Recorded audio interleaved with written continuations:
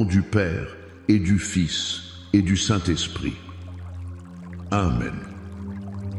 Bonjour ma famille, bonjour à toi qui te connectes en ce moment même. Que la paix de notre Seigneur Jésus-Christ inonde ta maison, inonde ton cœur, inonde ta vie. Avant même de commencer, je veux que nous prenions un instant pour nous placer sous la protection divine. Père éternel, au nom puissant de Jésus, nous venons devant ton trône de grâce. Nous te remercions pour ce moment, pour ce souffle de vie, pour cette opportunité de nous réunir dans ton esprit, même à travers les écrans. Seigneur, je prie maintenant pour une couverture spéciale sur chaque personne qui écoute, sur chaque foyer représenté. Je plaide le sang de Jésus-Christ sur toi, sur ta famille, sur tes enfants, sur ta maison, sur tes finances, sur ta santé. Que le sang de l'agneau soit un sceau de protection sur le linteau de ta porte. Qu'aucune arme forgée contre toi ne puisse prospérer. Je déclare que ta maison est une forteresse du Très-Haut, un refuge impénétrable pour l'ennemi. Nous érigeons un mur de feu spirituel autour de toi et de tes proches, un mur que l'ennemi ne peut ni traverser, ni surmonter. Viens, Esprit Saint, viens, Esprit de Dieu, Esprit de vérité, Esprit de consolation, Esprit de guérison. Prends le contrôle total de ce moment. Ouvre-nous cœurs, ouvre-nous esprits. Parle-nous, enseigne-nous, guéris-nous. Nous te donnons la première place. Et maintenant, je sens de manière très forte dans mon esprit de prier pour toi, qui porte un fardeau de maladie, non pas pour toi-même, mais pour quelqu'un que tu aimes. Tu es là, le cœur lourd, ton esprit est tourmenté par un diagnostic, par la souffrance d'un parent, d'un enfant, d'un conjoint, d'un ami cher.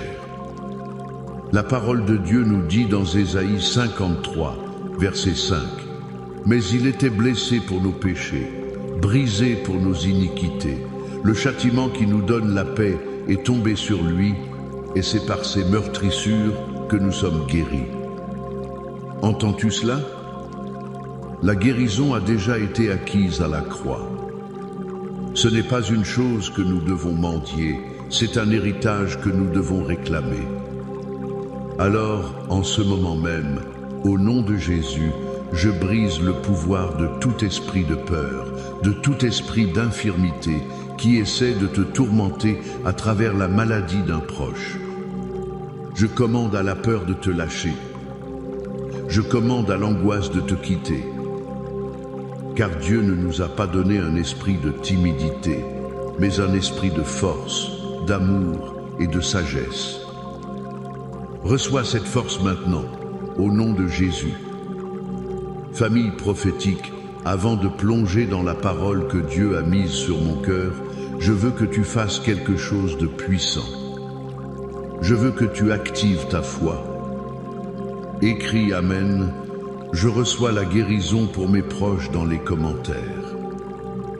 Fais savoir à l'ennemi que tu n'es pas seul et que tu es en accord avec la parole de Dieu. Clique sur le bouton J'aime pour que cet algorithme pousse ce message de vie à quelqu'un qui est au bord du désespoir. Si tu n'es pas encore abonné, rejoins notre famille prophétique en t'abonnant maintenant. Et fais ceci par la foi. Partage cette vidéo à 7 personnes. 7, le chiffre de la perfection divine. 7 personnes de ta famille ou de tes amis qui ont besoin d'entendre que Dieu est un Dieu de guérison. Et reste bien jusqu'à la fin, car à la fin de ce message, je vais prendre un temps de prière intense et spécifique. Je vais prier pour les noms que tu auras écrits dans les commentaires, les noms de tes proches qui ont besoin d'un miracle de guérison. Ne manque pas ce moment. Le thème que le Seigneur a mis sur mon cœur aujourd'hui est une prière pour la santé et la guérison de mes proches, inspiré du psaume 23. Nous connaissons tout ce psaume. Nous l'avons peu, être appris par cœur quand nous étions enfants. Mais aujourd'hui, le Saint-Esprit veut nous le révéler d'une manière nouvelle, comme une arme puissante pour le combat que tu mènes pour la santé de ceux que tu aimes. Le premier point que je veux que tu saisisses est celui-ci. L'Éternel est le berger de tes proches, même dans la maladie. Le psaume commence par cette déclaration de foi incroyable. L'Éternel est mon berger, je ne manquerai de rien. Quand tu pries pour quelqu'un que tu aimes, la première chose que tu dois faire est de le remettre entre les mains du bon berger. Tu dois changer ta déclaration. Au lieu de dire « Mon père est si malade », commence à déclarer « L'Éternel est le berger de mon père ». Au lieu de dire « Ma fille souffre tellement », déclare « L'Éternel est le berger de ma fille et elle ne manquera de rien ». Qu'est-ce que cela signifie, ne manquer de rien dans le contexte de la maladie? Cela ne signifie pas seulement ne pas manquer de nourriture ou d'argent. Dans la fournaise de l'épreuve, cela signifie ils ne manqueront pas de la présence de Dieu. Ils ne manqueront pas de force pour le combat. Ils ne manqueront pas de paix au milieu de la tourmente. Ils ne manqueront pas de l'intervention divine. Le bon berger connaît le nom de chacune de ses brebis. Il connaît la brebis qui est faible, celle qui est blessée. Et la Bible nous dit qu'il laisse les 99 autres pour aller chercher celle qui est perdue, celle qui est en danger. La maladie, c'est une forme de danger. C'est une attaque de l'ennemi. Et je te le déclare aujourd'hui, le bon berger n'abandonne pas la brebis malade. Il est là, juste là, dans la chambre d'hôpital. Sa présence est aussi réelle que les machines qui bipent. Il est là dans la maison quand la douleur est intense. Tu dois voir par les yeux de la foi Jésus, le bon berger, se tenant à côté du lit de ton être cher, sa main posée sur lui. J'ai connu une femme dans notre communauté dont le mari a été diagnostiqué avec une maladie très agressive. Les médecins lui donnaient peu d'espoir. Elle était dévastée. Un jour, en prière, elle a eu cette image du psaume 23. Elle a cessé de voir son mari comme un malade en phase terminale et a commencé à le voir comme la brebis précieuse du Seigneur. Chaque jour, au lieu de pleurer sur le diagnostic, elle priait à voix haute. « Seigneur, tu es le berger de mon mari, je te le confie, il est sous ta houlette et ton bâton. Il ne manquera pas de ta guérison. » Sa perspective a changé. Sa foi a grandi. Et elle a commencé à voir de petits miracles. Une meilleure nuit de sommeil pour lui, une douleur qui diminuait, un regain d'appétit. Contre toute attente médicale, son mari a commencé à se rétablir. Les médecins n'y comprenaient rien. Mais elle savait. Le bon berger était intervenu. C'est ce que je veux que tu fasses. Change ta confession. Déclare que l'Éternel est leur berger. Le deuxième point, qui est au cœur de notre combat, est celui-ci. La vallée de l'ombre de la mort n'est pas une destination finale, c'est un passage. Le verset 4 dit « Quand je marche dans la vallée de l'ombre de la mort, je ne crains aucun mal, car tu es avec moi. Ta houlette et ton bâton me rassurent. » C'est peu être là que tu te sens en ce moment. La vallée de l'ombre de la mort. Ce n'est pas forcément la mort physique. C'est la vallée du diagnostic terrifiant. C'est la vallée des traitements épuisants, de la chimiothérapie. C'est la vallée de l'incertitude, où chaque appel du médecin fait bondir ton cœur. C'est une ombre menaçante qui essaye de voler ta joie, ta paix et ton espérance. Mais regarde ce que dit le psalmiste. Il ne dit pas « si je m'installe dans la vallée » ou « si je construis ma maison dans la vallée ». Il dit « quand je marche ». Marcher, c'est un mouvement. C'est une transition. Tu n'es pas destiné à rester dans cette vallée. C'est un passage, pas une demeure permanente.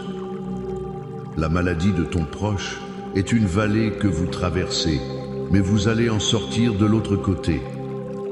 Je le prophétise sur ta vie maintenant. Tu ne resteras pas dans cette vallée de larmes et de peur. Tu vas en sortir au nom de Jésus. Et pourquoi ne devons-nous craindre aucun mal?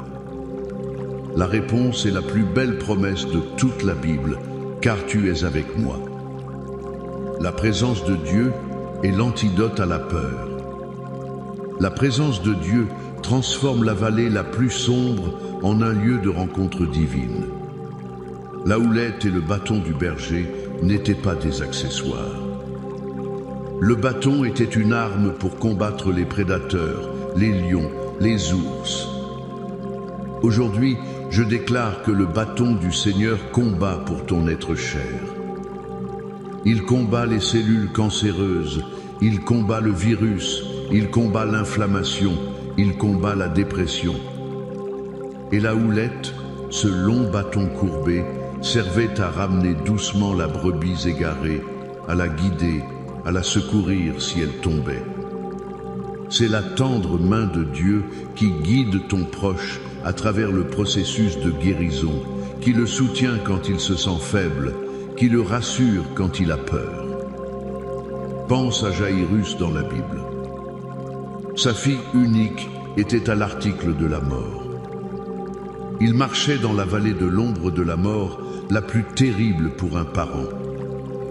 Pendant qu'il allait chercher Jésus, on est venu lui dire « Ne dérange plus le maître, ta fille est morte ». C'était la fin. L'ombre était devenue une obscurité totale. Mais Jésus regarde cet homme et lui dit ces mots que je te dis aujourd'hui. Ne crains pas, crois seulement. Jésus a continué à marcher avec lui, a traversé la porte de cette maison de deuil, est entré dans la chambre de la mort et a dit « Talitha Koumi, jeune fille, lève-toi ». Il a transformé la vallée de la mort en un sommet de miracles. C'est ce que notre Dieu fait. Il entre dans la situation la plus désespérée et il apporte la vie. Crois-le pour ton proche aujourd'hui. Le troisième et dernier point est la promesse de la victoire totale. Dieu prépare une table de célébration et oint d'une huile de guérison. Écoute la suite, le verset 5. Tu dresses devant moi une table en face de mes adversaires. Tu oins d'huile ma tête et ma coupe déborde. C'est la fin de l'histoire. Ce n'est pas la maladie qui a le dernier mot. Ce n'est pas le diagnostic qui a le dernier mot.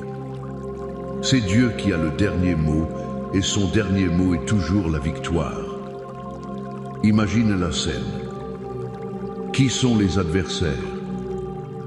C'est la maladie, c'est la douleur, c'est le doute, c'est le rapport du médecin, c'est l'esprit de mort. Et que fait Dieu? Est-ce qu'il nous cache de nos adversaires? Non. Il fait quelque chose d'encore plus audacieux, de plus puissant. Il dresse une table, un festin, une célébration, juste en face d'eux. Il dit à la maladie, « Regarde, je nourris mon enfant de vie et de santé juste sous ton nez. » Il dit à la peur, « Regarde, je sers à mon enfant un banquet de paix et de confiance. » C'est une déclaration de domination totale. Dieu est en train de préparer une table de témoignage pour toi et ta famille. Cette maladie qui vous a tant fait pleurer deviendra la toile de fond de votre plus grand miracle. Les gens verront la guérison de ton proche et ils sauront qu'il n'y a qu'un seul Dieu vivant qui a pu faire cela. Prépare-toi pour le festin. Et puis, il y a cette phrase, « Tu oins d'huile ma tête ». Dans la Bible, l'huile est un symbole puissant. C'est le symbole de la consécration, de la mise à part pour Dieu. C'est le symbole de la joie. Et c'est surtout le symbole de la guérison et de la présence du Saint-Esprit. Les bergers oignaient la tête de leurs brebis d'huile pour les protéger des insectes et des infections. Spirituellement, quand nous prions, nous demandons à Dieu d'oindre nos bien-aimés de l'huile du Saint-Esprit, une onction qui guérit, qui restaure, qui protège, qui repousse toute attaque de l'ennemi. C'est un acte de foi. En ce moment, même à distance, tu peux oindre ton proche de tes prières. Visualise l'huile de guérison du Saint-Esprit qui coule sur sa tête, qui pénètre chaque cellule de son corps, apportant la vie et la restauration là où il y avait la maladie. Ta coupe débordera, pas seulement remplie, mais débordante de joie, de gratitude, de témoignage. Le chagrin que tu ressens aujourd'hui sera remplacé par une joie débordante. Prépare-toi à déborder. Maintenant, avec cette parole vivante dans notre esprit, nous allons nous armer. Il y a un psaume dans la Bible qui est connu comme la prière de protection et de guérison par excellence. C'est le psaume 91. Je vais le lire sur toi et sur tes proches, et je veux que tu le reçoives avec foi. Celui qui demeure sous l'abri du Très-Haut repose à l'ombre du Tout-Puissant. Je dis à l'Éternel, mon refuge et ma forteresse, mon Dieu en qui je me confie. Car c'est lui qui te délivre du filet de l'oiseleur, de la peste et de ses ravages.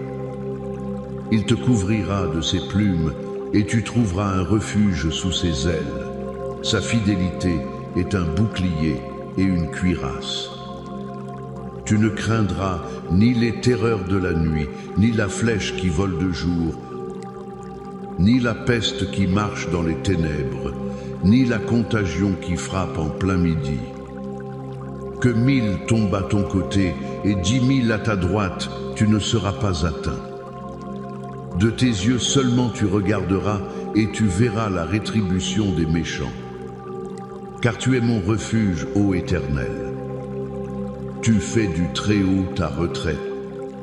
Aucun malheur ne t'arrivera, aucun fléau n'approchera de ta tente. Car il ordonnera à ses anges de te garder dans toutes tes voies. Ils te porteront sur les mains, de peur que ton pied ne heurte contre une pierre. Tu marcheras sur le lion et sur l'aspic, tu fouleras le lionceau et le dragon. Puisqu'il m'aime, je le délivrerai, je le protégerai, puisqu'il connaît mon nom. Il m'invoquera et je lui répondrai. Je serai avec lui dans la détresse, je le délivrerai et je le glorifierai.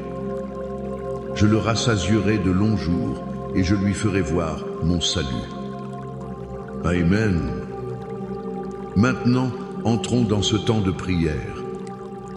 Ferme les yeux si tu le peux. Concentre-toi sur le Seigneur. Père céleste, au nom puissant de Jésus-Christ, nous venons devant toi avec confiance, armés de ta parole. Nous te présentons chaque personne bien-aimée qui souffre dans son corps, dans son âme ou dans son esprit. Seigneur, nous déclarons que tu es leur bon berger. Même quand nous ne comprenons pas, même quand la douleur est grande, nous choisissons de croire que tu ne les as pas abandonnés. Tu es là avec eux. Nous te demandons, berger de nos âmes, de leur faire sentir ta présence maintenant. Qu'une paix qui surpasse toute intelligence inonde leur chambre, leur lit, leur cœur. Père, nous prions pour ceux qui marchent dans la vallée de l'ombre de la mort, pour ceux qui ont reçu un diagnostic effrayant, pour ceux qui sont en plein traitement épuisés et découragés. Seigneur, nous déclarons que cette vallée n'est qu'un passage. Nous proclamons tes paroles. Ne crains pas, crois seulement. Nous commandons à tout esprit de peur de quitter tes enfants. Peur de la mort, peur de la souffrance, peur de l'avenir, au nom de Jésus, sois liés et chassés. Remplis-les de ton courage divin. Que ton bâton de combat frappe la maladie à la racine et que ta houlette de grâce les guide et les soutienne à chaque instant. Et maintenant, Père, comme je l'ai promis, je lève vers toi chaque nom qui est écrit, chaque nom qui est murmuré dans les cœurs, en ce moment même. Seigneur, tu les connais tous. Je lève vers toi les personnes atteintes de cancer. Au nom de Jésus, nous maudissons chaque cellule cancéreuse. Nous leur commandons de mourir et d'être éliminés du corps. Nous proclamons la rémission totale et la restauration. Je lève vers toi ceux qui souffrent de maladies cardiaques, de diabète, de problèmes de tension.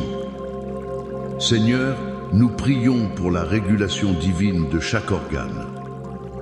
Répare les cœurs, purifie le sang, restaure les pancréas. Je lève vers toi ceux qui souffrent de douleurs chroniques, d'arthrite, de fibromyalgie. Au nom de Jésus, nous commandons à la douleur de cesser. Nous libérons le feu guérisseur du Saint-Esprit dans les articulations, les muscles, les nerfs. Je lève vers toi ceux qui luttent contre des maladies mentales, la dépression, l'anxiété. Père, restaure leur âme, comme le dit le psaume. Apporte la lumière dans leurs ténèbres, la clarté dans leur confusion. Brise les chaînes de l'oppression. Je lève vers toi ceux qui sont atteints de virus, de Covid, d'infections. Nous déclarons que leur corps est le temple du Saint-Esprit et qu'aucune maladie ne peut y résider. Nous proclamons une guérison rapide et complète. Et nous ne nous arrêtons pas là, Seigneur. Nous prions pour une guérison totale dans les familles. Là où il y a la maladie de la division dans les mariages, apporte la réconciliation. Là où il y a la maladie de la rébellion chez les enfants, apporte la soumission et la paix. Protège nos enfants, Seigneur. Là où il y a la maladie de la pauvreté et du manque, nous prions pour une percée financière. Ouvre les écluses des cieux, Seigneur, et pourvois au-delà de toute mesure. Père, nous nous tenons sur la promesse de la table dressée. Nous déclarons que la maladie ne triomphera pas. La mort ne triomphera pas. Le désespoir ne triomphera pas. Tu dresses une table de victoire, une table de guérison, une table de témoignage pour chaque famille représentée ici. Nous te remercions d'avance pour ce que tu es en train de faire. Nous recevons le miracle par la foi. Nous déclarons la guérison. Nous déclarons la restauration. Nous déclarons la vie. Au nom puissant et glorieux de Jésus. Et maintenant, reçois cette bénédiction pour toi et ta maison. Que l'Éternel te bénisse et te garde. Que l'Éternel fasse luire sa face sur toi et t'accorde sa grâce. Que l'Éternel tourne sa face vers toi et te donne la paix. La paix dans ton corps, la paix dans ton âme, la paix dans ton esprit, la paix dans ta maison. Au nom du Père, du Fils et du Saint-Esprit. Amen et Amen. Sois fortifié, famille. La victoire est à toi.